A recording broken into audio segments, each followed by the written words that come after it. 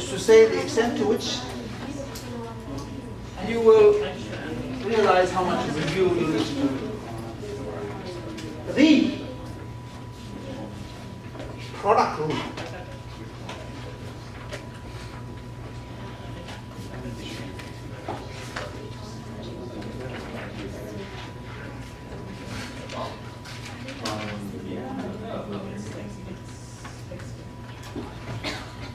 That is to say, differentiate the square root x multiplied by the log tangent x plus the derivative of the log tangent x multiplied by square root x. That is the product rule. You will need to differentiate the square root function using the power rule, x to the power 1/2. The derivative thereof is 1/2 x to the negative 1/2 or 1/2x.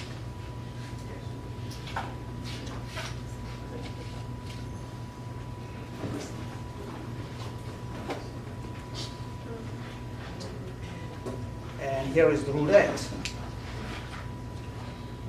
I will need to differentiate the log of the tangent using the chain rule. The outer function being ln, which differentiates to 1 over. 1 over x evaluated at tangent x. Multiplied by the derivative of the inner function being tangent x, whose derivative is secant squared. A good review of your calculation. And that will suffice on the first question.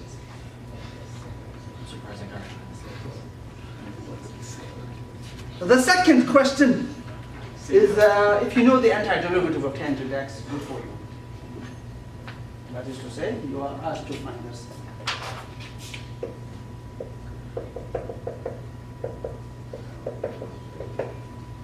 But I do not believe. Well, some of you may have learned what the antiderivative of tangent x is. Negative of absolute cosine. Something like that.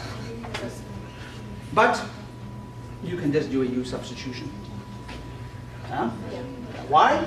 Because the derivative of cosine x is, and it appears on the top. Correct? But since the derivative of the numerator appears on the denominator appears on the numerator, we make that substitution. The correct substitution here is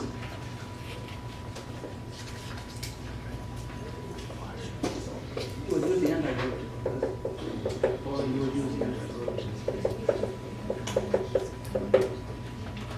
So the substitution you want to make is u is equal to cosine x, because the derivative of cosine x is sine x appearing on the top. So that is the correct substitution.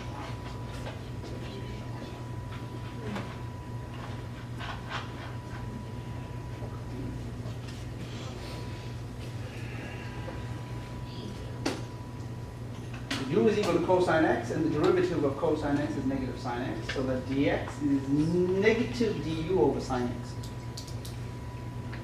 So I'm first finding the antiderivative.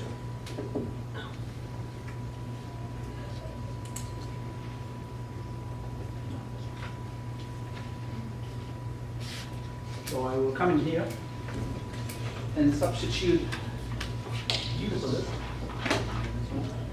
And I will substitute negative du over sine x for that.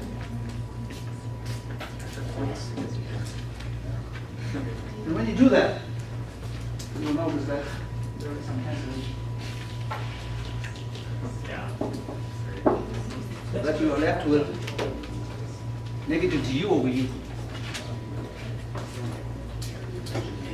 And the integral of 1 over u is? My problem was, Being ln cosine x.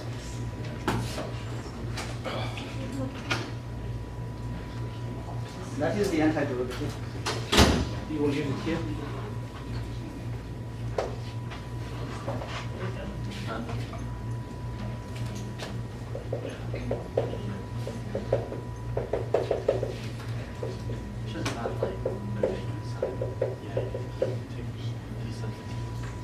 You'll have to put the pi by 4 in here.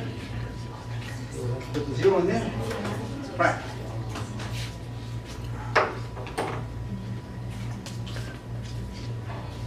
So tan x, the antiderivative of tan x is negative ln cosine x. Correct.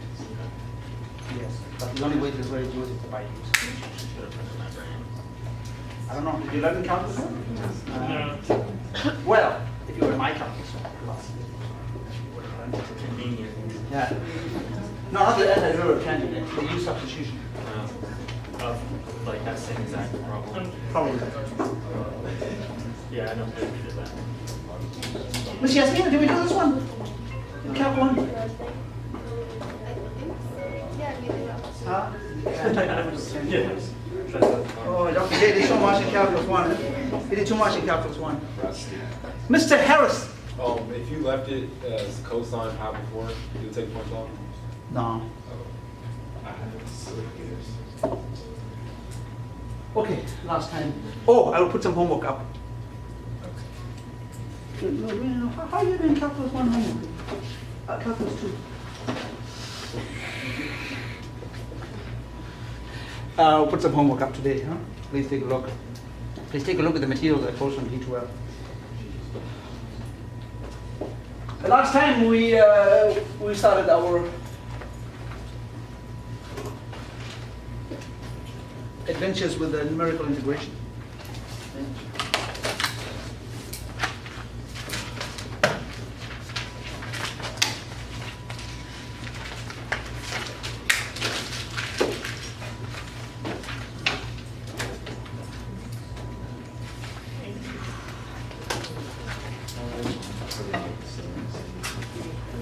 With the second one.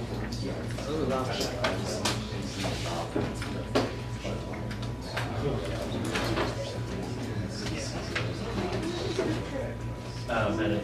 So last time we looked at the how to approximate the integral of f of x from a to b if you don't know how to find it exactly using the antiderivative.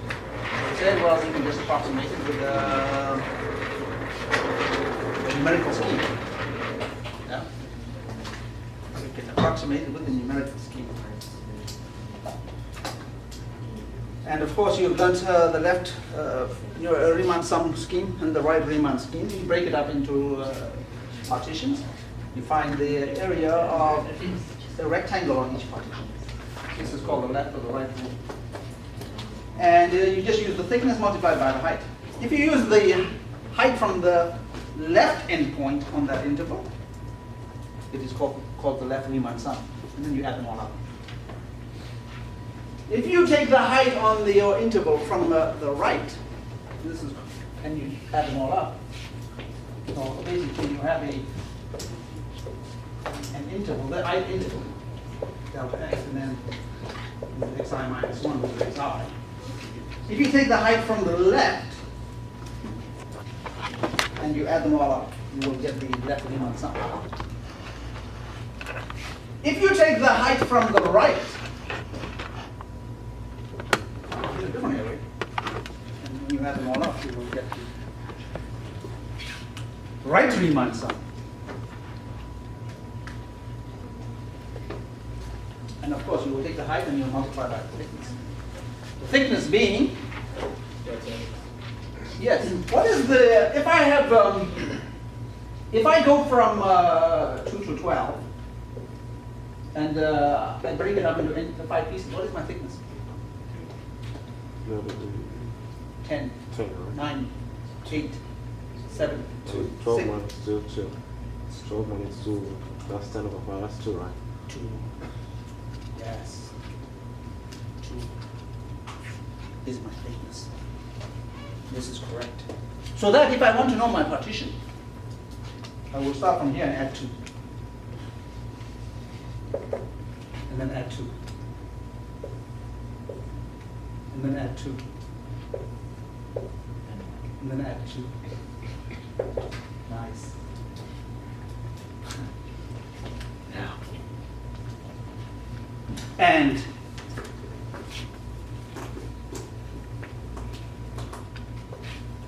if I go from 3 to 6, and I break it up into 8 pieces, my thickness is what? 3/8. So this will be 3 and 3/8.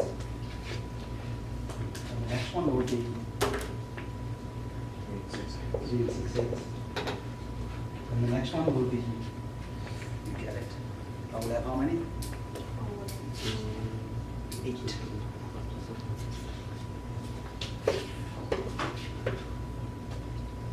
That is the meaning of this.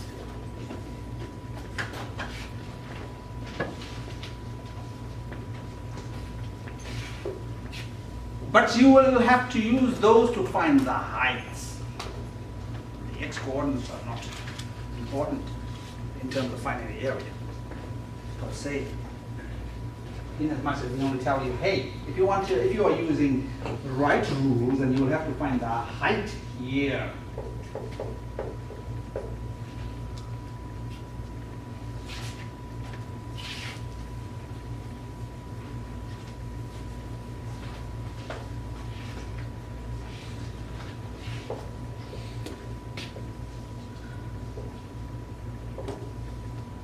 So let's say we go from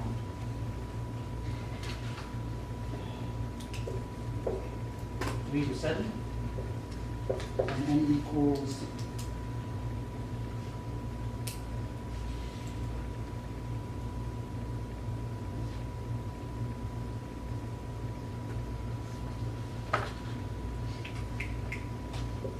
n. What is my thickness?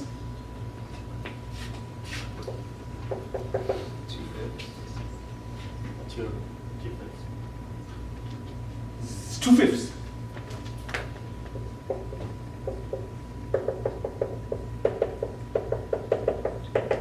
So this is what?